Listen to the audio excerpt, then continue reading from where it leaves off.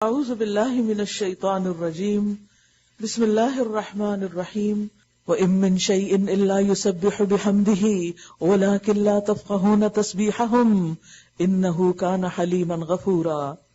کوئی چیز ایسی نہیں جو اس کی حمد کے ساتھ اس کی تسبیح نہ کر رہی ہو۔ کوئی چیز، کبھی سوچا کریں، آپ باہر واک کر رہے ہیں، دیکھیے اور اپنے آس پاس درختوں کو دیکھیں، پتے دیکھیں، زمین پر ریت کے ذرے دیکھیں، تو یہ سوچا کریں کہ یہ سب میرے رب کی تسبیح کر رہے ہیں۔ تو کیا میں ایسے منہ بند کر کے چلتی چلی جاؤں گی؟ تو آپ کو بھی ذکر یاد آ جائے گا۔ لیکن فرق اتنا ہے کہ تمہیں ان کی تسبیح نہیں سمجھ آتی کہ ان کا طریقہ کیا ہے، کیونکہ ہر ایک کا اپنا طریقہ ہے۔ حقیقت یہ ہے کہ وہ بڑا ہی بردبار اور درگزر کرنے والا ہے۔ جب تم قرآن پڑھتے ہو تو ہم تمہارے اور آخرت پر ایمان نہ لانے والوں کے درمیان ایک پردہ حائل کر دیتے ہیں اور ان کے دلوں پر ایسا غلاف چڑھا دیتے ہیں کہ وہ کچھ نہیں سمجھتے۔ بعض اوقات حیرت ہوتی ہے نا کہ لوگ قرآن پڑھ کے سمجھ کے بھی ایسے ہوتے ہیں جیسے کورے کے کورے، کچھ بھی ان پہ پرنٹ نہ ہوا ہو۔ کیا ہے؟ ان کی اور ہدایت تک پہنچنے کے بیچ میں ایک پردہ ہے غیر مرئی جو نظر نہیں آتا۔ وہ ذہنی بودھ ہے، وہ قلبی دوری ہے، وہ انٹرسٹ کی کمی ہے، وہ سنجیدہ طلب کی کمی ہے کہ وہ کچھ نہیں سمجھتے اور ان کے کانوں میں گرانی پیدا کر دیتے ہیں۔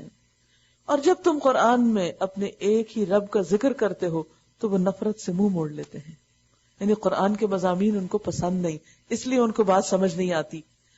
ہمیں معلوم ہے کہ جب وہ کان لگا کر تمہاری بات سنتے ہیں تو دراصل وہ کیا سنتے ہیں۔ ایسے لوگ اگر قرآن کی مجلس میں آ بھی جائیں، اگر وہ کوئی لیکچر سن ہی لیں، کوئی تلاوت سن ہی لیں، تو وہ ہدایت کے لیے تھوڑی سن رہے ہوتے ہیں، وہ ڈھونڈ رہے ہوتے ہیں کہ اچھا اس میں سے کچھ ایسی بات نکالیں جو بتانے والے کے خلاف ہی ہم اس کو چسپاں کر سکیں، لہذا ہدایت کہاں سے ملے گی۔ اور جب بیٹھ کر وہ باہم سرگوشیاں کرتے ہیں آپس میں اپنی مجلسوں میں، تو کیا کہتے ہیں؟ یہ ظالم آپس میں کہتے ہیں یہ تو ایک سحر زدہ آدمی ہے جس کے پیچھے تم لوگ جا رہے ہو، اس نے تو تمہارا برین واش کر دیا ہے، اس نے تو تم پر جادو کر دیا ہے۔ دیکھو کیسی باتیں ہیں جو یہ لوگ تم پہ چھانٹتے ہیں، یہ بھٹک گئے ہیں، انہیں راستہ نہیں مل رہا۔ وہ کہتے ہیں جب ہم صرف ہڈیاں اور خاک ہو کر رہ جائیں گے تو کیا ہم نئے سرے سے پیدا کر کے اٹھائے جائیں گے؟ ان سے کہو تم پتھر یا لوہا بھی ہو جاؤ یا اس سے بھی زیادہ سخت کوئی چیز جو تمہارے ذہن میں قبول حیات سے بعید تر ہو، پھر بھی تم اٹھ کر رہو گے۔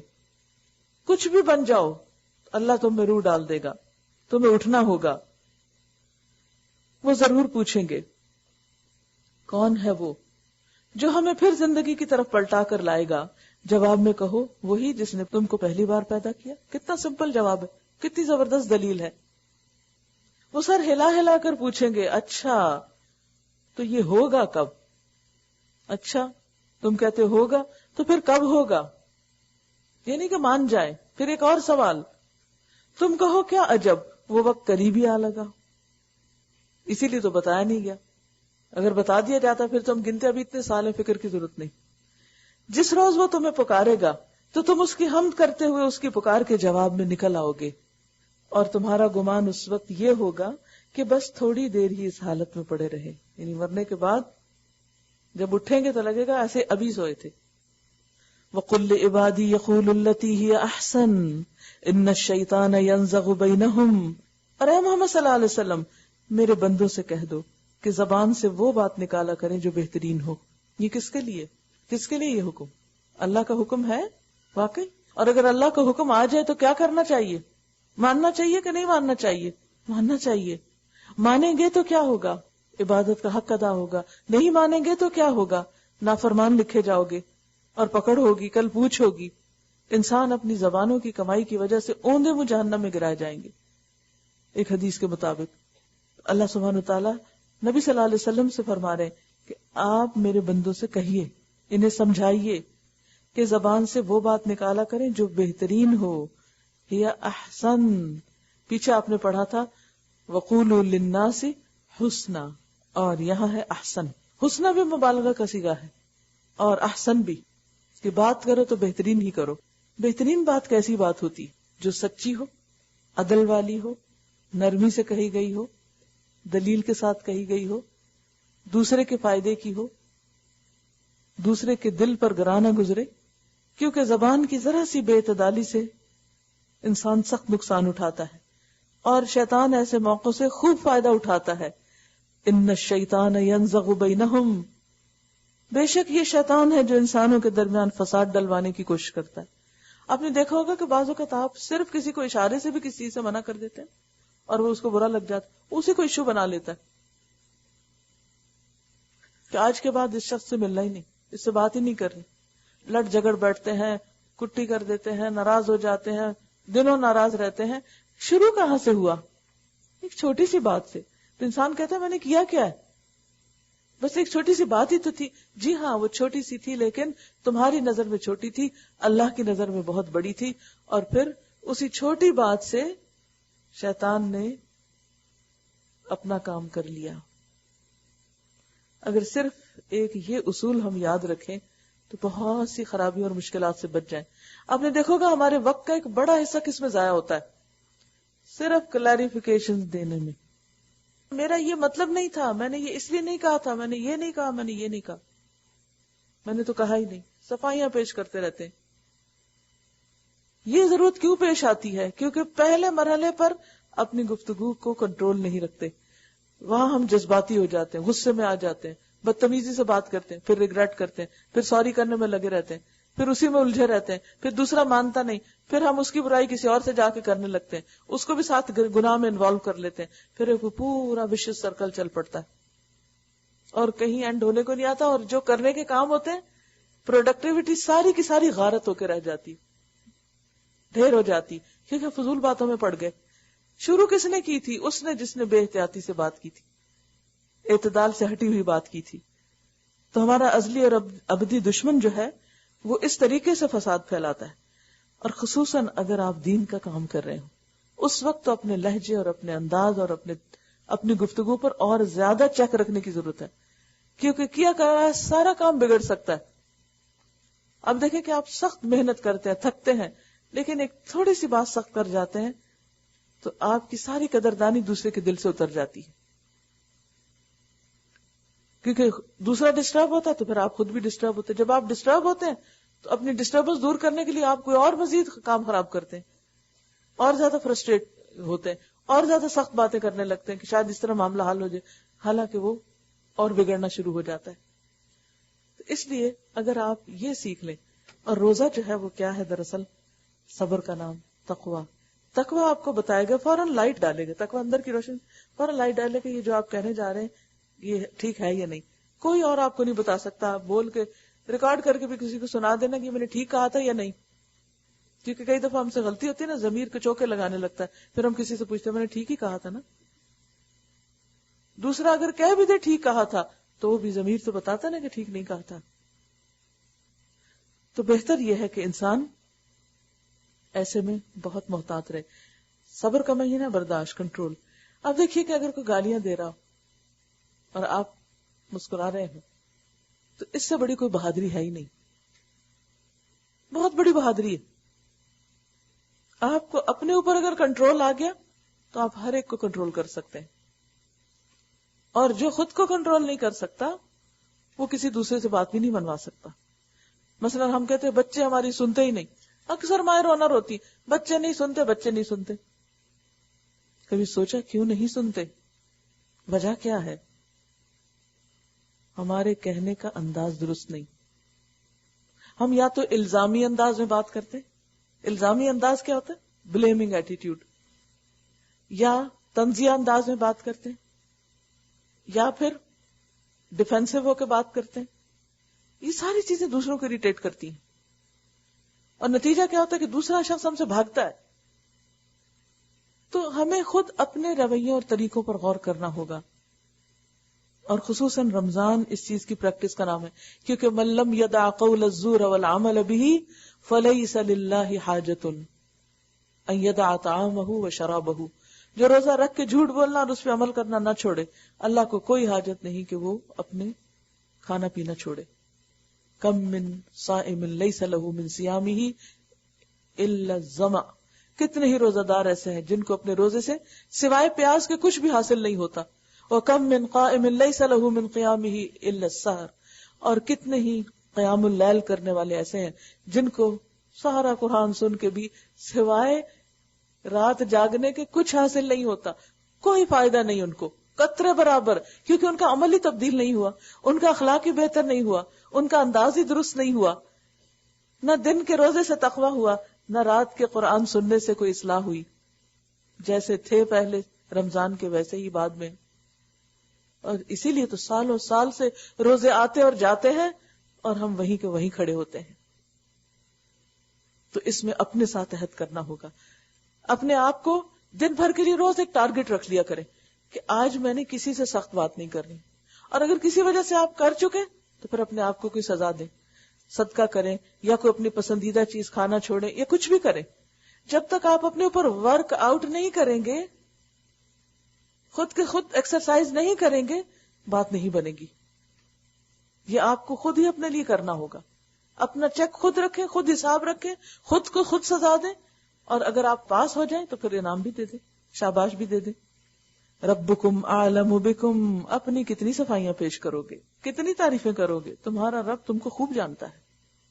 بندوں کے سامنے سچے ہونے سے کچھ نہیں بنے گا، سچے ہونا تو اللہ کے سامنے ہو، اور وہ تو صرف زبان نہیں، دلوں کے حال بھی جانتا ہے. ان یشاء یرحمکم، اسی وجہ سے اس کو پوری اتھارٹی حاصل ہے کہ چاہے تو تم پہ رحم کرے، کیونکہ اس کو پتا ہے نا کہ تم کس کے قابل ہو. وَإِن يَشَاء يُعَذِّبْكُمْ، چاہے تو تم کو پنش کرے، عذاب دے، کیونکہ اسے پتا ہے کہ تم عذاب ہی کے مستحق ہو. لہذا بندوں کے لیے نہیں، بندوں کے ساتھ نہیں، اللہ کے لیے اور اللہ کے ساتھ اپنا معاملہ خالص رکھو، وہاں اپنی صفائی پیش کرو. یہ نہیں کہ آپ پیچھے تو شیطان سے بھی بدتر ہو اور لوگوں کے سامنے آپ انتہائی پولائٹ بن جائیں اور مصنوعی اخلاق کا مظاہرہ کریں. مصنوعی اخلاق اللہ کو پسند نہیں، یہ سخت قسم کی منافقت ہے کہ سامنے کچھ اور پیچھے کچھ، گھر والوں سے کچھ اور باہر کچھ. اور اے نبی، ہم نے تم کو لوگوں پر حوالہ دار بنا کر نہیں بھیجا، یعنی کوئی بندہ کسی کے اوپر یا کوئی پیغمبر کسی کے اوپر نگرانی نہیں کر سکتا، پیرا نہیں دے سکتا کہ اچھا کسی نے کیا بولا، اچھا اب یہ بول دیا تب اس کے لیے یہ کیا جائے. ہر ایک کو خود ہی اپنا چیک رکھنا ہوگا. تیرا رب زمین اور آسمانوں کی مخلوقات کو زیادہ جانتا ہے، یعنی صرف تمہیں نہیں. وَرَبُّكَ أَعْلَمُ بِمَنْ فِي السَّمَاوَاتِ وَالْأَرْضِ، سب کو جانتا ہے، سب کچھ. ہم نے بعض پیغمبروں کو بعض سے بڑھ کر مرتبے دیے، اور ہم نے ہی داؤد کو زبور دی تھی. یعنی اس نے اگر کسی کو فضیلت دی ہے تو اس نے اپنے علم کی بنا پر دی ہے، اس کو ہر چیز کا علم ہے. لہذا تمہیں اس کے فیصلے پر ناراض نہیں ہونا چاہیے. ان سے کہو پکار دیکھو ان معبودوں کو جن کو تم خدا کے سوا اپنا کارساز سمجھتے ہو، وہ کسی تکلیف کو تم سے نہ ہٹا سکتے ہیں نہ بدل سکتے ہیں. جن کو یہ لوگ پکارتے ہیں وہ تو خود اپنے رب کے حضور رسائی حاصل کرنے کا وسیلہ تلاش کر رہے ہیں. یعنی ان ہستیوں نے کبھی خدائی کا دعویٰ نہیں کیا، یہ دوسرے لوگوں نے ان کو معبود بنا رکھا ہے. وہ خود اللہ کی عظمت کے احساس سے ڈرے ہوئے ہیں اور اس کی رحمت کے امیدوار ہیں. جن کو یہ لوگ پکارتے ہیں وہ تو خود اپنے رب کے حضور رسائی حاصل کرنے کا وسیلہ تلاش کر رہے ہیں. کہا یہ کہ لوگ ان کو وسیلہ بنا لیں کہ کون اس سے قریب تر ہو جائے، اور وہ اس کی رحمت کے امیدوار اور اس کے عذاب سے خائف ہیں. حقیقت یہ ہے کہ تیرے رب کا عذاب ہے ہی ڈرنے کے لائق، اور کوئی بستی ایسی نہیں جسے ہم قیامت سے پہلے ہلاک نہ کریں یا سخت عذاب نہ دیں. یہ نوشتہ الہی میں لکھا ہوا ہے. یعنی بقا کسی کو بھی نہیں، ہر ایک کو فنا ہے. کوئی امیر ہے یا غریب ہے، عالم ہے یا جاہل ہے، ہر ایک کو مرنا ہے، خواہ انڈیویجولی یا کلیکٹیولی. یا تو بستیاں ملیامیٹ کر دی جاتی ہیں یا پھر ہر ایک کو اپنے اپنے بستر پہ موت آ جاتی ہے. لیکن سب بستیاں ختم ہوتی ہیں، سارے گھر اجڑتے ہیں، سارے گھر ویران ہوتے ہیں. یہ نوشتہ الہی میں لکھا ہوا ہے کہ ایسا ہوگا، اور ہم کو نشانیاں بھیجنے سے نہیں روکا مگر اس بات نے کہ ان سے پہلے کے لوگ ان کو جھٹلا چکے ہیں. چنانچہ دیکھ لو سمود کو ہم نے اعلانیہ اونٹنی لا کر دی اور انہوں نے اس پر ظلم کیا. ہم نشانیاں اسی لیے تو بھیجتے ہیں کہ لوگ انہیں دیکھ کر ڈریں. یاد کرو اے محمد صلی اللہ علیہ وسلم، ہم نے تم سے کہہ دیا تھا کہ تیرے رب نے ان لوگوں کو گھیر رکھا ہے اور یہ جو کچھ ابھی ہم نے تمہیں دکھایا ہے معراج کی طرف اشارہ ہے، اس کو اور اس درخت کو جس پر قرآن میں لعنت کی گئی ہے ہم نے ان لوگوں کے لیے بس ایک فتنہ بنا کر رکھ دیا ہے. کیونکہ جب آپ آسمانوں کی سیر کر کے واپس آئے تو اچھے بھلے سمجھدار لوگ شک میں پڑ گئے کہ یہ کیسے پاسبل ہے کہ آپ ایک ہی رات میں 7ویں آسمان تک پہنچ جائیں اور پھر واپس بھی آ جائیں اور آپ بیت المقدس بھی چلے جائیں راتوں رات. حالانکہ اللہ سبحانہ وتعالیٰ گواہی دے رہا ہے سبحان الذی اسری بعبدہ لیلا، یعنی رات ہی کے وقت ایک ہی رات میں، لیلن کا کیا مطلب ہے؟ ایک رات میں، من المسجد الحرام الی المسجد الاقصی، اور احادیث سے پتہ چلتا ہے آگے کا سفر. تو اس موقع پر کس نے تصدیق کی تھی؟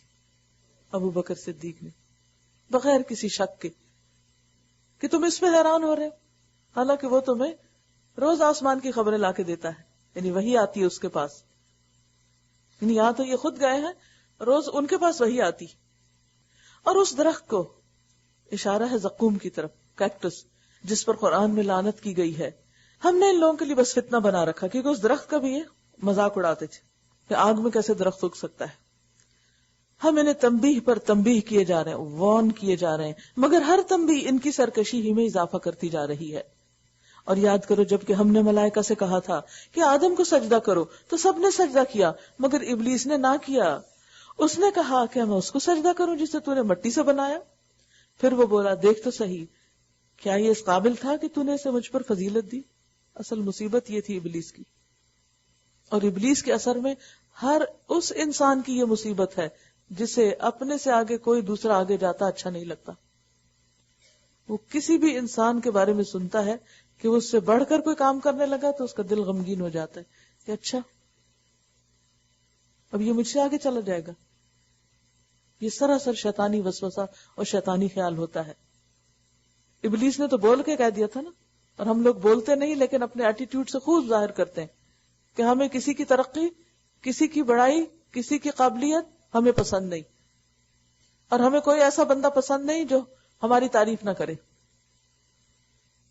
پھر وہ کہتا ہے اگر تو مجھے قیامت کے دن تک مہلت دے دے تو میں اس کی پوری نسل کی بہکنی کر ڈالوں گا. ایسی سخت دشمنی اور ایسا سخت انتقامی جذبہ، یہ قسم کھا کے چیلنج کیا. بس تھوڑے ہی لوگ مجھ سے بچ سکیں گے. اللہ تعالیٰ نے فرمایا اچھا تو جا، اذهب، ان میں سے جو بھی تیری پیروی کریں گے تجھ سمیت ان سب کے لیے جہنم ہی بھرپور جزا ہے، جزاء موفورا. تو جس کو اپنی دعوت سے پھسلا سکتا ہے پھسلا لے. استفزاز کا معنی ہوتا ہے کسی کو ہلکا یا کمزور پا کے اس کو پھسلا لینا، پھر اس کو دھکا دینا اور وہ پھسل جائے آگے. فرمایا اچھا تجھے آزادی، جا جس کو پھسلا سکتا پھسلا لے. اب ابلیس جو ہے وہ اپنی فوجوں کے ساتھ اس کام پہ لگا ہوا ہے. ان پر اپنے سوار اور پیادے چڑھا لا. ایسا نہیں کہ ابلیس ہم سے زیادہ طاقتور ہے. ان کید الشیطان کان ضعیفا، شیطان کی چال کمزور ہے، لیکن وہ ہم پر کیسے حملہ آور ہو جاتا ہے اور ہم پہ کیسے قابو پا لیتا ہے جب ہم اس کے مقابلے میں کمزور پڑتے ہیں. کمزور کب پڑتے ہیں؟ جب ہمارا ایمان کمزور ہوتا ہے. کمزور کب پڑتے ہیں؟ جب ہم گناہ کرتے ہیں، جب ہم غلط کام کرتے ہیں، جب ہم اس کے بہکاوے میں آ کر سخت باتیں کرتے ہیں، دوسروں کے خلاف زبان کھولتے ہیں. تو نتیجہ یہی نکلتا ہے کہ پھر انسان اس کے قابو میں آتا ہے.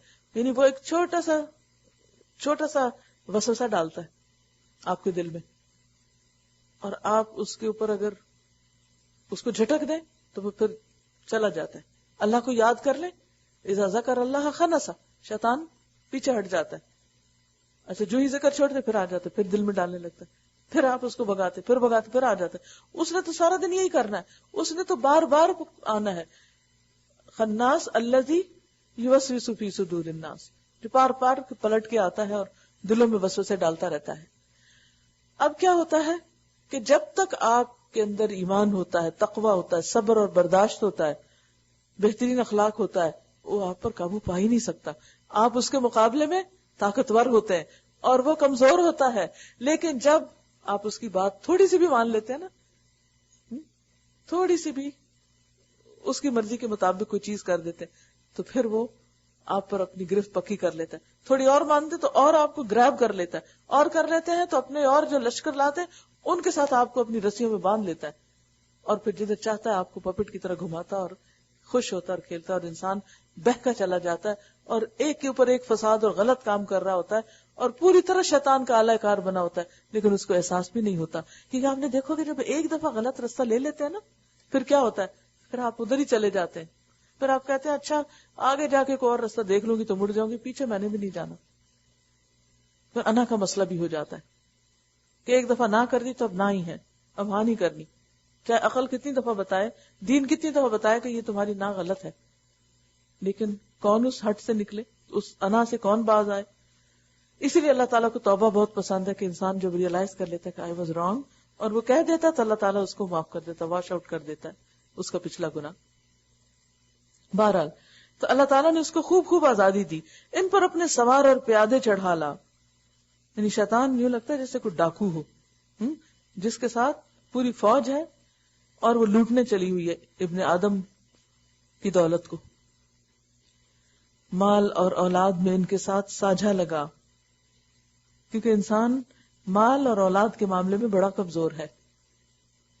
شیطان کا اکثر بار جب چلتا ہے جب انسان مال کے معاملے میں کوئی ڈیسیژن لے رہا ہوتا ہے, تو اس کا عام طور پر رجحان اور کدھر ہوتا ہے, چاہے وہ کمانے کا معاملہ ہو چاہے وہ خرچ کرنے کا ہو. کیونکہ پیچھے بھی کہا نا ان المبذرین کانوا اخوان الشیاطین, وہاں بھی انسان پوری طرح پہ شیطان کے کنٹرول میں ہوتا ہے, اپنی مرضی سے خرچ کرواتا ہے, ہماری عقل ڈم ہو جاتی ہے اس وقت. پھر اسی طرح اولاد کے معاملے میں بڑا کمزور ہے انسان. سب کی غلطیاں نظر آتی ہیں, اپنے بچوں کا کوئی قصور نظر نہیں آتا, اور اگر کوئی اور بتا دے تو ہم کو بے حد برا لگ جاتا ہے, لہٰذا ہم اصلاح بھی نہیں کرتے پھر, بلکہ ڈیفینڈ کرنے لگتے ہیں. اس سے بچے اور شیر ہوتے ہیں کیونکہ وہاں ہم عدل کا پیمانہ ہاتھ سے جانے دیتے ہیں. وشارکہم فی الاموال والاولاد, ان دو راستوں سے ان کا شریک بن جا. وعدہم, اور ان کو وعدوں کے جال میں پھانس, غلط امیدیں, جھوٹی توقعات, سبز باغ دکھا کر کہ بس یہ تھوڑا سا یہ کام کر لو, اب دیکھو تو ہوتا کیا ہے, اس کے بعد تو سارے حالات ٹھیک ہو جائیں گے, پھر اچھے بن جانا, جیسے اس نے اخوان یوسف کے ساتھ کیا. ابھی تو بھائی کو مار ڈالو, قتل کرو, اس کے بعد نیک بن جانا. تو جب وہ غلط کام کروانا چاہتا ہے تو ایسی ہی تعویلیں دیتا ہے. وما یعدہم الشیطان الا غرورا, اور شیطان کے وعدے ایک دھوکے کے سوا اور کچھ بھی نہیں. اب آپ دیکھ لیے کہ یہاں پر شیطان کے پورے ہتھ کنڈے آپ کے سامنے آ گئے. ان کی ڈیٹیل ہے ایک کیسٹ میں, شیطان کے ہتھ کنڈے, جن میں اور بھی کتابوں سے مطالعہ کر کے, جیسے ابن القیم نے جو شیطان کے ٹریپس اینڈ ٹرکس بتائے کہ کس طرح وہ انسانوں کو پھانستا ہے, اور اسی طرح کی کچھ چیزیں کہ کس کس طریقے سے پھانستا ہے, وہ یاد دہانی کے لیے سننا بہت فائدہ مند رہے گا. کس طرح شیطان انسان کو ہلکا پاتا ہے تو پھسلاتا ہے اپنی آواز کے ذریعے. آواز اس کی کیا ہے شیطان کی؟ وسوسہ, گانے, موسیقی, لہو و لعب, جھوٹی اور پرفریب باتیں جو دھوکے کے طور پر شیطان القاء کرتے, اور پھر پوری فوجوں کے ساتھ حملہ آور ہوتا ہے. اگر اس کا ایک وار نہیں چلتا تو پھر وہ دوسرا نہیں تو تیسرا.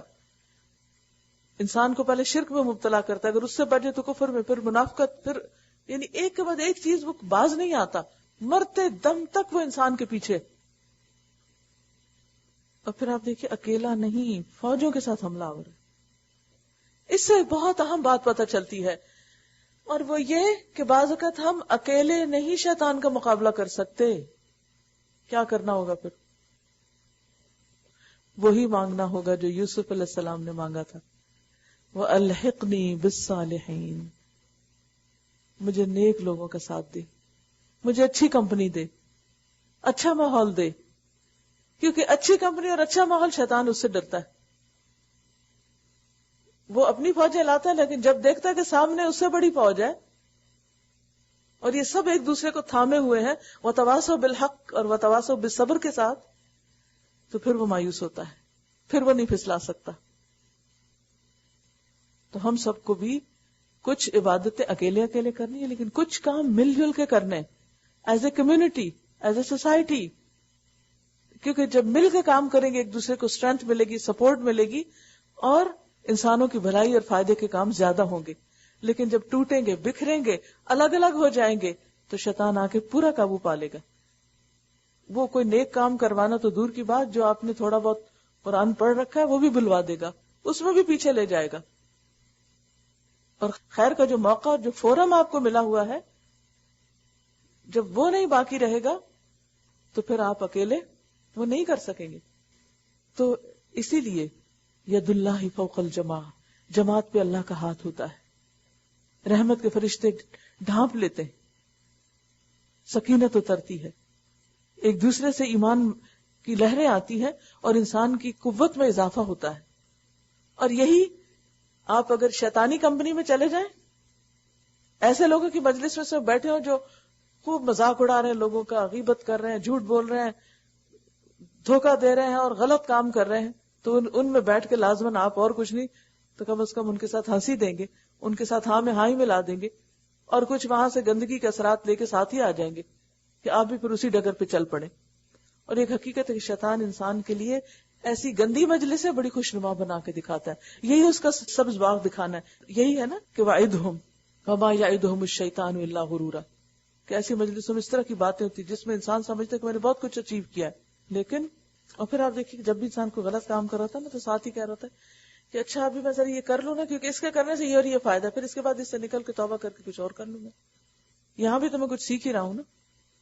یہ ہے شیطان کا جھوٹا وعدہ. حرام سے، غلط سے، ناجائز سے انسان کبھی کوئی خیر کی بات حاصل نہیں کرتا.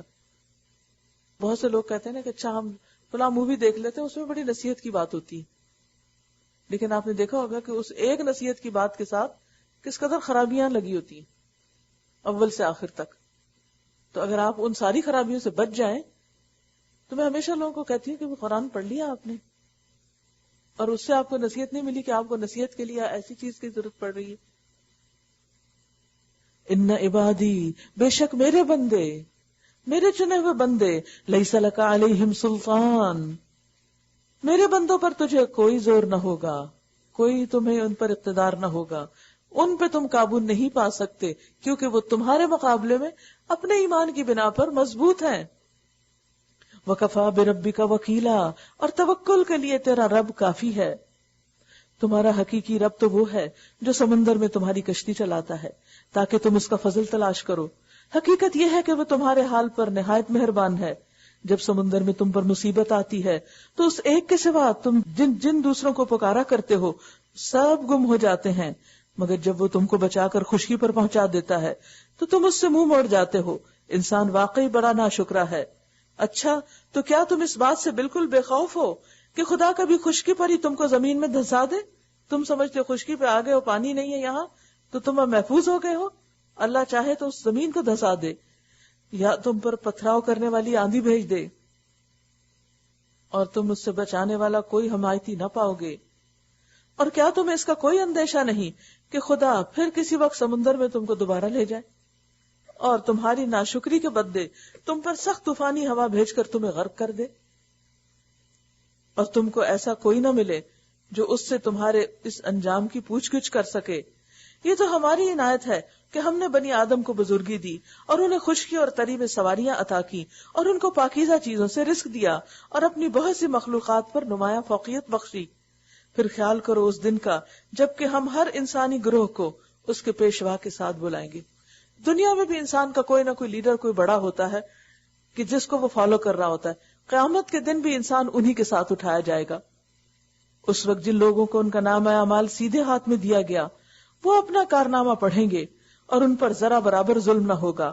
اور جو اس دنیا میں اندھا بن کر رہا، اندھا بن کر ہدایت سے استفادہ نہ کیا، حقائق کو نہ دیکھا، وہ آخرت میں بھی اندھا ہی رہے گا، بلکہ راستہ پانے میں اندھے سے بھی زیادہ ناکام. کیونکہ اگر اندھے کی بصیرت ہو تو وہ آنکھوں کے بغیر بھی بہت کچھ دیکھ رہا ہوتا ہے، اور بے بصیرت لوگ آنکھیں رکھ کے بھی کچھ نہیں دیکھتے. اے محمد صلی اللہ علیہ وسلم، ان لوگوں نے اس کوشش میں کوئی کسر نہیں اٹھا رکھی کہ تمہیں فتنے میں ڈال کر اس وحی سے پھیر دیں جو ہم نے تمہاری طرف بھیجی ہے، تاکہ تم ہمارے نام پر اپنی طرف سے کوئی بات گھڑو. اگر تم ایسا کرتے تو وہ ضرور تمہیں اپنا دوست بنا لیتے، اور بعید نہ تھا کہ اگر ہم تمہیں مضبوط نہ رکھتے تو تم ان کی طرف کچھ نہ کچھ جھک جاتے. لیکن اگر تم ایسا کرتے تو ہم تمہیں دنیا میں بھی دوہرے عذاب کا مزہ چکھاتے اور آخرت میں بھی دوہرے عذاب کا، پھر ہمارے مقابلے میں تم کوئی مددگار نہ پاتے۔ اگر کسی کا درجہ بلند ہوتا ہے تو اس کی غلطی پر پکڑ بھی بڑی ہوتی ہے، اور یہ لوگ اس بات پر بھی تلے رہے ہیں کہ تمہارے قدم اس سرزمین سے اکھاڑ دیں اور تمہیں یہاں سے نکال باہر کریں۔ یہ بھی شیطانی کوششیں ہر دور میں جاری رہی ہیں کہ شیطان کے چیلے کیا چاہتے ہیں کہ حق کا کام کرنے والوں کو ان کی زمین سے بے دخل کر دیا جائے، انہیں کہیں قرار نہ پکڑنے دیا جائے۔ لیکن اگر یہ ایسا کریں گے تو تمہارے بعد یہ خود یہاں کچھ زیادہ دیر نہ ٹھہر سکیں گے، ان کو بھی پھر یہاں سے نکلنا ہوگا، چاہے اللہ کی طرف سے آئے ہوئے کسی عذاب کی وجہ سے یا پھر مر کے۔ دیکھیے کوئی انسان کسی کو کہیں سے بھی بے دخل کرنے کی اگر کوشش کرتا ہے، ہوتا ہے نا کہ مثلا کوئی کہیں کام کر رہا ہے تو کوئی اس سے حسد کرتا ہے تو اس کے خلاف باتیں بنا کے اس کو کہیں سے کسی طرح یہاں سے نکلوا دیا جائے۔ کوئی کسی گھر میں لڑکی بیاہی جاتی ہے، کوئی نہ کوئی پیچھے پڑ جاتا ہے، بس کوئی ارادہ کر لیتا ہے کہ ان کی تو طلاق کروا کے چھوڑنی، اس کو تو یہاں سے نکلوا کے چھوڑنا۔ بعض اوقات لوگوں کو چیلنج کر رہے تھے، یا تم رہو گے یا میں رہوں گی۔ اس قسم کی بہت سی باتیں آپ نے دیکھی نا کہ جس میں لوگ دوسروں کو وہاں سے اکھاڑنے کی کوشش کر رہے ہوتے ہیں، ان کی پوزیشن خراب کریں، ان کا رزق بند کریں، ان کو نقصان دیں، ان کی تباہی لائیں، لیکن وہ بھول جاتے ہیں کہ وہ خود بھی بڑے ہی ناپائیدار ہیں، بڑے ہی ناپائیدار، خود بھی بڑے ہی کمزور، کسی کو بے دخل کرنے والے خود بھی ہمیشہ وہاں نہیں رہیں گے۔ یہ ہمارا مستقل طریقہ کار ہے جو ان سب رسولوں کے معاملے میں ہم نے برتا ہے جنہیں تم سے پہلے ہم نے بھیجا۔ قوم عاد سمود جس نے اپنے پیغمبر کے ساتھ زیادتی کی پھر وہ خود بھی ملیا میٹ ہو کر رہے، اور ہمارے طریقہ کار میں تم کوئی تغیر نہ پاؤ گے۔ نماز قائم کرو زوال آفتاب سے لے کر رات کے اندھیرے تک، اور فجر کے قرآن کا بھی التزام کرو۔ قرآن کا پڑھنا صبح کے وقت اس کا مزہ ہی کچھ اور ہے، خصوصاً فجر کی نماز میں۔ اور اگر آپ کو اتنا حفظ نہیں تو پھر کیا کرو، نماز پڑھ کے بیٹھ جاؤ پڑھنے کے لیے۔ فجر کی نماز کے بعد لازم کر لیں اپنے اوپر کچھ نہیں اور کرنا، سب سے پہلے قرآن اٹھانا ہے، کیونکہ یہ پسندیدہ وقت ہے قرآن کے لیے، اس وقت قرآن دل میں اترے گا۔ اور کچھ نہیں، کچھ بھی مجبوری ہے تو کھول کے دیکھ کے جھانک کے ہی بند کر دو، اٹھاؤ ضرور، لیکن آپ دیکھیں گے کہ جب آپ اس نسخے پہ کریں، کیونکہ میں نے خود یہ تجربہ کیا کہ اچھا بہت سخت نیند آ رہی ہے، بہت شدید ضروری کام ہے، نہیں ذرا ایک دفعہ اٹھاؤ تو صحیح، اٹھاؤ اس کو، اٹھاؤ اور کھول لو۔ جب کھولتا ہے انسان تو کہتے اچھا 2 منٹ تو ہے ہی نا، اور چیزوں میں بھی تو 2 منٹ کرتے ہیں، پھر کہتے اچھا ذرا پڑھ ہی لے تھوڑا سا، پھر پڑھ لیتے ہیں۔ لیکن جب ہم اس کو اوپر اٹھا رکھتے ہیں یا پیٹھ پیچھے رکھ دیتے ہیں، نہ وہ نظر آتا ہے نہ وہ دکھائی دیتا ہے، پھر کیا ہوتا ہے، بھولتے چلے جاتے، چھٹتا چلا جاتا ہے، اور ہم اس سے دور سے دور سے دور ہو جاتے ہیں، اور جو قرآن سے دور ہوا وہ اپنا راستہ کھو بیٹھا۔ اور فجر کے قرآن کا بھی التزام کرو، کیونکہ قرآن فجر مشہود ہوتا ہے، خدا کے فرشتے اس کے گواہ بنتے ہیں۔ آپ کو معلوم ہے نا کہ فجر کی نماز میں فرشتے آتے ہیں، اور اس وقت وہ اعمال لے کے جا رہے ہوتے ہیں، دوسرے دن کی ڈیوٹی پہ آ رہے ہوتے ہیں۔ تو اللہ تعالیٰ جب ان سے پوچھتے ہیں کہ کس حال میں میرے بندوں کو پایا، کہتے جب گئے تھے جب بھی نماز پڑھے تھے، جب آئے جب بھی نماز پڑھے تھے۔ تو اس ڈیوٹی کی تبدیلی کے وقت میں جب فرشتے حاضر ہو رہے ہوتے ہیں، اور خاص طور پر اس وقت حاضر ہوتے ہیں، ویسے تو ہر وقت ہی پاس موجود ہوتے ہیں، تو اس وقت ان کی گواہی جو ہے وہ لکھی جاتی۔ اور قیامت کے دن جب آپ اپنا نامہ اعمال اپنے آگے پائیں گے تو اس میں کیا ہوگا، ڈائری کا آغاز، ڈیلی ڈائری لکھی جا رہی ہے نا فرشتوں سے، ہماری ڈیلی ڈائری آغاز میں بھی قرآن، اور پھر 24 گھنٹے کے بعد پھر دوسرا دن پھر قرآن، پھر قرآن، تو ہر جگہ مہریں لگی ہوئی قرآن کی، قرآن قرآن قرآن قرآن۔ تو ایسا اعمال نامہ دیکھ کے کیا خوش نہ ہوں گے آپ؟ لیکن اگر نیند نیند نیند نیند یا ادھر ادھر کی باتیں، ادھر ادھر کی دلچسپی کی چیزیں، یہ صرف شیطان ہوتا ہے جو گھیر گھار کے ہم کو ڈائیورٹ کر دیتا ہے، اور پھر ہم سارا دن سوچتے ہی رہتے ہیں اچھا ابھی پڑھتے ہیں ابھی پڑھتے ہیں۔ تجربہ کر کے دیکھ لیا، اگر سویرے نہیں پڑھا سارا دن اسٹرگل کرتے رہیں گے اور آپ کا ٹارگٹ پورا نہیں ہوگا، کیونکہ برکت کا ٹائم آپ نے گزار دیا۔ خصوصاً جو لوگ حفظ کر رہے ہیں ان کے لیے تو دہرائی کا وہی وقت ہے۔ اور نیند اگر 2-4 دن آئے گی بھی نا تو آپ آنکھوں پہ پانی ڈالیں، کسی طرح خود کو جگائیں، پھر روٹین بن جائے گی، پھر نیند بھی بھاگ جائے گی، اس کو پتا ہوگا اس وقت نہیں سونا۔ یعنی باڈی کا بھی ایک بایولوجیکل کلاک ہوتا ہے نا، تو جب آپ کسی خاص ٹائم پر اپنی باڈی کو جگاتے ہیں تو پھر وہ جاگنے کی عادی ہو جاتی. لیکن اس کا یہ مطلب نہیں کہ نیند نہ پوری کریں، نیند کسی اور وقت پوری کر لیں، کوئی اور ٹائم مقرر کر لیں. اور رات کو تہجد پڑھو، خاص طور پر نبی صلی اللہ علیہ وسلم کے لیے حکم ہے. یہ تمہارے لیے نفل ہے، عام انسانوں کے لیے تو ویسے بھی نفل ہے، نبی صلی اللہ علیہ وسلم کے لیے یہ فرض تھے. اور نفل کا یہاں اگر مانا نبی صلی اللہ علیہ وسلم کے لیے لیا جائے تو دوسری عبادات کے مقابلے میں زائد، فرض سے زائد. بعید نہیں کہ تمہارا رب تمہیں مقام محمود پر فائز کرے، دنیا میں بھی تمہاری تعریف ہو اور قیامت کے دن حشر کے میدان میں بھی جو تمہیں دیکھے تعریف ہی کرے. اور دعا کرو. کیا دعا؟ وَقُلْ رَبِّ أَدْخِلْنِي مُدْخَلَ صِدْقٍ وَأَخْرِجْنِي مُخْرَجَ صِدْقٍ وَاجْعَلْ لِي مِن لَّدُنكَ سُلْطَانًا نَصِيرًا. دعا کرو کہ پروردگار مجھ کو جہاں بھی تو لے جا سچائی کے ساتھ لے جا، میں سچائی کا گواہ بنوں، سچائی کا نمائندہ ہوں، سچائی کو ہی پھیلانے والا ہوں. اور جہاں سے بھی نکال سچائی کے ساتھ، جھوٹ کے ساتھ نہیں. اور اپنی طرف سے ایک اقتدار کو میرا مددگار بنا دے. وَاجْعَلْ لِي مِن لَّدُنكَ سُلْطَانًا نَصِيرًا.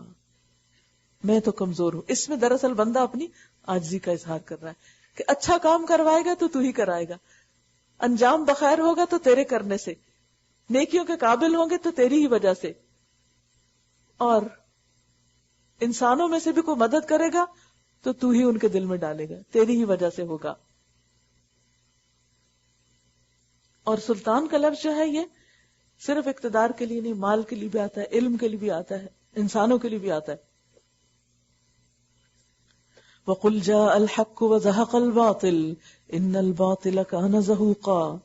اور اعلان کر دو کہ حق آ گیا اور باطل مٹ گیا، باطل تو مٹنے ہی والا ہے. وَنُنَزِّلُ مِنَ الْقُرْآنِ مَا هُوَ شِفَاءٌ وَرَحْمَةٌ لِّلْمُؤْمِنِينَ وَلَا يَزِيدُ الظَّالِمِينَ إِلَّا خَسَارًا. ہم اس قرآن کے سلسلہ تنزیل میں وہ کچھ نازل کر رہے ہیں جو ماننے والوں کے لیے تو شفا اور رحمت ہے، مگر ظالموں کے لیے خسارے کے سوا اور کسی چیز میں اضافہ نہیں کرتا. یعنی قرآن پڑھ کر سن کر دو طرح کے لوگ ہوتے ہیں. ایک وہ کہ جن کو ٹھنڈک نصیب ہو جاتی ہے، اصلاح ہو جاتی ہے ان کی، وہ پہلے سے بھی بہتر ہو جاتے ہیں. اور جو زمین خراب ہوتی ہے جب اس پر بارش پڑتی ہے تو اس سے سڑاندی اٹھتی ہے. ایسے ظالموں کو قرآن فائدے کی بجائے ان کے لیے خسارے کا باعث بن جاتا ہے اور اس سے وہ کوئی فائدہ نہیں اٹھاتے. ان کے اخلاق اور بھی زیادہ بگڑ جاتے ہیں، ان کے دل اور بھی سخت ہو جاتے ہیں. آسمانی کتابوں کی حامل قومیں، ان کے دل بڑے بڑے سخت تھے، حالانکہ وہ کتاب پڑھتے پڑھاتے تھے. تو بات یہ ہے کہ it all depends upon you, کہ آپ خود کیا ہیں. قرآن کو بلیم نہ کریں، اپنے آپ کو کریں. بعض لوگ قرآن پڑھ کر سلجھ جاتے ہیں، سنور جاتے ہیں، ان کے دل کھل جاتے ہیں، اور بعض اور بگڑ جاتے ہیں اور دور ہو جاتے ہیں. انسان کا حال یہ ہے کہ جب ہم اس کو نعمت عطا کرتے ہیں تو وہ اینٹتا اور پیٹھ موڑ لیتا ہے، نظریں نہیں ملاتا، اور جب مصیبت سے دوچار ہوتا ہے تو مایوس ہونے لگتا ہے. اے نبی صلی اللہ علیہ وسلم ان سے کہہ دو کہ ہر ایک اپنے طریقے پر عمل کر رہا ہے، اب یہ تمہارا رب ہی بہتر جانتا ہے کہ سیدھی راہ پر کون ہے. یہ لوگ تم سے روح کے متعلق پوچھتے ہیں، کہو یہ روح میرے رب کے حکم سے آتی ہے، مگر تم لوگوں نے علم سے کم ہی بہرا پایا ہے. یعنی تمہارے پاس اتنا علم نہیں کہ روح کو سمجھ سکو، لہذا تمہیں بتائیں گے بھی تو تمہاری عقل میں کچھ نہیں آئے گا. مثلاً آپ دیکھیں کہ اگر بالکل ایک جاہل ان پڑھ انسان آپ سے آ کے یہ سوال کرے کہ دل کیسے کام کرتا ہے، مجھے دل کی اناٹمی بتائیے، کیا کہیں گے آپ اس کو؟ پہلے کچھ پڑھ کے آؤ، پھر تم سمجھ آئے گی کہ دل کیسے کام کرتا ہے. تو انسان جتنا بھی دنیا میں پڑھ لکھ جائے اس کا علم اتنا نہیں ہے، کیونکہ اس کو دیا ہی کم گیا، ما اوتیتم من العلم الا قلیلا، کہ وہ روح جیسے مسئلے کو سمجھ سکے. اس لیے وما اوتیتم من العلم قلیلا. لہذا ایسی باتیں نہ کرو کہ جس سے تمہیں کچھ فائدہ نہیں ہونے کا. تم اس قابل ہی نہیں کہ اس کو سمجھ پاؤ، تمہارا پوٹینشل ہی نہیں، کیپیسٹی نہیں، تمہارے اندر وسعت ہی نہیں کہ تم اس کی حقیقت جان سکو. اصل میں نبی صلی اللہ علیہ وسلم کے پاس کچھ لوگ آئے تو انہوں نے آپ سے یہ سوال کیا تھا، تو ان کو یہ جواب دیا جا رہا ہے. اور ہم چاہیں تو وہ سب کچھ تم سے چھین لیں جو ہم نے وحی کے ذریعے سے تم کو عطا کیا ہے، پھر تم ہمارے مقابلے میں کوئی حمایتی نہ پاؤ گے جو اسے واپس دلا سکے۔ اگر اللہ کے رسول صلی اللہ علیہ وسلم کو قرآن دے کر لینے کی بات ہو رہی ہے تو یہ مت سوچیے کہ ایک دفعہ قرآن پڑھ لیا ہے تو ہمیشہ ہمارے پاس ہی رہے گا اور ہم اہل قرآن ہی بن جائیں گے۔ اگر اس پر عمل نہ کیا اور اس کو پڑھا نہیں، پڑھایا نہیں، اس کے ساتھ تعلق قائم نہیں کیا تو یہ اس طرح بھاگ جائے گا جیسے اونٹ رسی چھڑا کے بھاگ جاتا ہے، اور پھر تم ہمارے مقابلے میں کوئی حمایتی نہ پاؤ گے جو اسے واپس دلا سکے۔ یہ تو جو کچھ تمہیں ملا ہے تمہارے رب کی رحمت سے ملا ہے، حقیقت یہ ہے کہ اس کا فضل تم پر بہت بڑا ہے کہ اس نے تمہیں اس کام کے لیے چنا۔ کہہ دو کہ اگر انسان اور جن سب کے سب مل کر اس قرآن جیسی کوئی چیز لانے کی کوشش کریں تو نہ لا سکیں گے، چاہے وہ سب ایک دوسرے کے مددگار ہی کیوں نہ ہوں، شہداء ہی کیوں نہ ہوں، ایک دوسرے کی ہاں میں ہاں ملانے والے ہی کیوں نہ ہوں۔ ہم نے اس قرآن میں لوگوں کو طرح طرح سے سمجھایا ہے، مگر اکثر لوگ انکاری پر جمے رہے اور انہوں نے کہا ہم تیری بات نہ مانیں گے جب تک کہ تو ہمارے لیے زمین کو پھاڑ کر ایک چشمہ نہ جاری کر دے، یا تیرے لیے کھجوروں اور انگوروں کا ایک باغ پیدا ہو اور تو اس میں نہریں رواں کر دے، یا تو آسمان کو ٹکڑے ٹکڑے کر کے ہمارے اوپر گرا دے جیسا کہ تیرا دعویٰ ہے۔ آپ اللہ کے عذاب سے ڈراتے تو اس کی طرف اشارہ ہے، یا خدا اور فرشتوں کو روح در روح ہمارے سامنے لے آئے۔ کوئی حد ہے ان کے مطالبوں کی؟ ایک کے بعد ایک، یا تیرے لیے سونے کا ایک گھر بن جائے، یا تو آسمان پہ چڑھ جائے، اور تیرے چڑھنے کا بھی ہم یقین نہ کریں گے جب تک کہ تو ہمارے پاس اوپر سے ایک ایسی تحریر نہ اتار لائے جسے ہم پڑھیں۔ کس قدر بیکار قسم کی باتیں۔ ان باتوں کا ہدایت سے کیا تعلق؟ ہدایت اور علم کی بنیاد تو دلیل پر ہوتی، نہ کہ طلسماتی افعال پر۔ بہت سے لوگ کسی چیز کو حق صرف اس وقت مانتے ہیں جب وہ عجوبہ بن جائے، اور اگر وہ عجوبہ نہیں تو وہ توجہ کے لائق ہی نہیں، چاہے وہ کتنی سالڈ بات ہو، کتنی حکمت والی بات ہو۔ تو یہ انسان کی اپنی کمزوری اور نااہلی ہے۔ آپ نے دیکھا ہوگا کہ بہت سے لوگ عجیب و غریب باتوں میں بہت دلچسپی لیتے ہیں، اور اگر ان کو کوئی حق کی اچھی سی صاف ستھری بات بتائی جائے وہ کہتے ہیں یہ کیا بات ہے، تو بور کر رہے ہو تم ہم کو، اس کو قبول نہیں کرنا چاہتے۔ جھوٹ بول کر کوئی کامیڈین ان کو خوش کر دے، اس پہ وہ آپے سے باہر ہو رہے ہوں گے ایکسائٹمنٹ کے مارے، لوٹ پوٹ ہو رہے ہوں گے ہنس ہنس کر، لیکن اگر کوئی ایک سنجیدہ بات جو ان کے کام کی ہے دنیا اور آخرت کی، وہ اگر بتا دی جائے تو ان کی سمجھ میں نہیں آتی۔ اے محمد صلی اللہ علیہ وسلم، ان سب باتوں کے جواب میں کیا ایک کے بعد ایک مطالبہ فرمایا، قل آپ انہیں جا کے کہہ دیجئے سبحان ربی هل كنت الا بشرا رسولا، ان سے کہو پاک ہے میرا پروردگار، کیا میں ایک پیغام لانے والے انسان کے سوا اور بھی کچھ ہوں؟ میں نے تمہیں کب کہا کہ میں تمہیں یہ سب کچھ کر کے دینے والا ہوں؟ میں نے تو تمہیں کیا بتایا کہ میں ایک انسان ہوں جسے رسول بنایا گیا ہے؟ تو جو میں دعویٰ کر رہا ہوں تم اس کے کانٹیکس میں مجھ کو دیکھو، نہ کہ مجھ سے وہ باتیں کہو، وہ مطالبے کرو جو میرے بس میں ہی نہیں اور جن کے پرچار کے لیے میں آیا ہی نہیں۔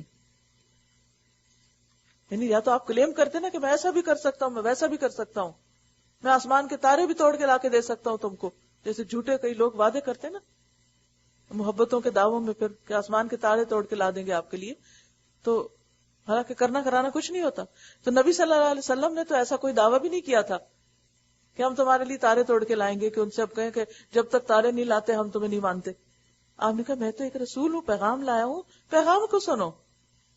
لوگوں کے سامنے جب کبھی ہدایت آئی تو اس پر ایمان لانے سے ان کو کسی چیز نے نہیں روکا مگر ان کے اسی قول نے کہ کیا اللہ نے بشر کو پیغمبر بنا کے اب ایک اور بہانہ مل گیا ان کو، اچھا اگر آپ بشر رسول ہیں تو پھر یہ تو کوئی رسول نہ ہوئے کہ جو ہماری طرح کے انسان ہے۔ اصل کیا ہے مسئلہ کہ بس چند لفظ چاہیے انکار کے لیے، کبھی ایک طرف بہانہ کبھی دوسری طرف بہانہ۔ تو جس کو نہیں ماننا ہوتا وہ چند لفظ ڈھونڈ لیتا ہے، بڑے خوبصورت لفظ، جس سے وہ دوسرے کی دلیل کو ریفیوٹ کر کے اپنے آپ کو جسٹیفائی کر کے اپنے ہٹ پہ جمع رہتا ہے اپنی بات پر۔ لیکن کیا یہ جمنا، یہ انا، یہ انکار، یہ تکبر اس کو کل کام آئے گا؟ اللہ کے مقابلے میں اللہ کے سامنے جب جا کے کھڑا ہوگا یہ سارے لفظی کھیل بھگ سے اڑ جائیں گے، ان کی کوئی حقیقت وہاں نہ ہوگی۔ لا نقیم لہم یوم القیامت وزنا، ان کی باتوں اور ان کے دلائل کے کوئی وزن نہ ہوں گے، نہ ہی کوئی سنوائی ہوگی. ان سے کہو اگر زمین میں فرشتے اطمینان سے چل پھر رہے ہوتے تو ہم ضرور آسمان سے کسی فرشتے ہی کو ان کے لیے پیغمبر بنا کے بھیجتے. اے محمد صلی اللہ علیہ وسلم ان سے کہہ دو کہ میرے اور تمہارے درمیان بس ایک اللہ کی گواہی کافی ہے، وہ اپنے بندوں کے حال سے باخبر ہے اور سب کچھ دیکھ رہا ہے. جس کو اللہ ہدایت دے وہی ہدایت پانے والا ہے، اور جسے وہ گمراہی میں ڈال دے تو اس کے سوا ایسے لوگوں کے لیے تو کوئی حامی و ناصر تم نہیں پا سکتے. ان لوگوں کو ہم قیامت کے روز اوندھے منہ کھینچ لائیں گے، اندھے، گنگے اور بہرے، ڈیف اینڈ میوٹ. ان کا ٹھکانہ جہنم ہے، جب کبھی اس کی آگ دھیمی ہونے لگے گی ہم اسے اور بھڑکا دیں گے. یہ رونگٹے کھڑے ہو جاتے ہیں اس آیت کو پڑھ کے. ایک ہوتا ہے نا کہ جب کوئی تکلیف آتی ہے، مثلا شدید درد کا دورہ آپ کو پڑا ہے، کوئی آپ کا ہاتھ جل گیا ہے، کچھ آپ کو چوٹ لگ گئی ہے، تو تھوڑی دیر میں کیا ہوتا ہے، اس کی شدت کم ہوتے ہو جاتی ہے اور انسان کہتا ہے یہ وقت گزر جائے گا اور میں ٹھیک ہو جاؤں گا، ایک ہوپ ہوتی. لیکن جہنم میں کوئی ہوپ نہیں، ہوپ لیس کنڈیشن، کیونکہ جب آنچ دھیمی ہونے لگے گی اس کو اور بھڑکا دیا جائے گا اور فیول ڈال دیا جائے گا. فلن نزیدہم الا عذابا، اس عذاب کے سوا کسی اور چیز میں اضافہ نہ ہوگا. گویا عذاب کی انٹینسٹی بڑھتی چلی جائے گی. دنیا میں تو انٹینسٹی کنٹرول کے لیے آپ کے پاس بٹن ہوتے ہیں، آپ کسی ایسی مشین پہ کھڑے ہیں جو آپ کو لگتا ہے آپ کے لیے مشکل ہے، آپ اس کو کم کر دیتے ہیں. لیکن وہاں تو انٹینسٹی ہی بڑھتی چلی جائے گی، کیونکہ ہوتا ہی ہے کہ انسان ایک چیز کا عادی ہو جاتا ہے نا تو پھر اس کو محسوس نہیں ہوتی. آگ کا بھی جب عادی ہو جائے گا تو محسوس نہیں ہوگی، تو ٹیمپریچر انکریز کر دیں گے. اور جو بعض اوقات ہوتا ہے نا، جو آپ کو بھی کوئی جاتے ہیں کوئی مشین لگاتے ہیں آپ کو، تو وہ آپ تھوڑی دیر کے لیے تو وہ آپ کو لگتی ہے کہ ہارڈ ہے، لیکن کچھ دیر کے بعد آپ اس کے عادی ہوتے، پھر وہ اور بڑھا دیتے، پھر اور بڑھا دیتے ہیں. تو یہ انسان کی نیچر میں ہے کہ کسی بھی چیز کو بڑی سے بڑی مصیبت ہو تھوڑے دن میں عادی ہو جاتا ہے. جہنم میں جو مصیبت ہوگی اس کا عادی جو ہی ہونے لگے گا کہ اللہ تعالیٰ اس سے بڑی مصیبت لے آئیں گے، اس سے بڑے عذاب، اس سے بڑا عذاب، اور مصیبت کا کہیں اختتام ہوگا ہی نہیں. اس لیے کس قدر ضروری ہے کہ ہم اپنے آپ کو بھی ان گناہوں سے بچائیں جو جہنم میں لے جانے والے، اور لوگوں کو بھی خبردار کریں، ان کا بھی بھلا کریں. تقوی اسی چیز کا نام ہے، خود بھی بچنا، محتاط ہونا، اور پھر اوروں کو بھی گناہوں سے بچنے کی تلقین کرنا، نہیں انل منکر کرنا. یہ بدلہ ہے ان کی اس حرکت کا کہ انہوں نے ہماری آیات کا انکار کیا اور کہا کہ کیا جب ہم صرف ہڈیاں اور خاک ہو کر رہ جائیں گے تو نئے سرے سے ہم کو پیدا کر کے اٹھا کھڑا کیا جائے گا؟ کیا ان کو یہ نہ سوجھا کہ جس خدا نے زمین اور آسمانوں کو پیدا کیا، جو آسمان کی چھت اٹھا سکتا ہے، وہ ان جیسوں کو پیدا کرنے کی ضرور قدرت رکھتا ہے، ان کو کیوں نہیں کر سکتا؟ اس نے ان کے حشر کے لیے ایک وقت مقرر کر رکھا ہے جس کا آنا یقینی ہے، مگر ظالموں کو اصرار ہے کہ وہ اس کا انکار ہی کریں گے.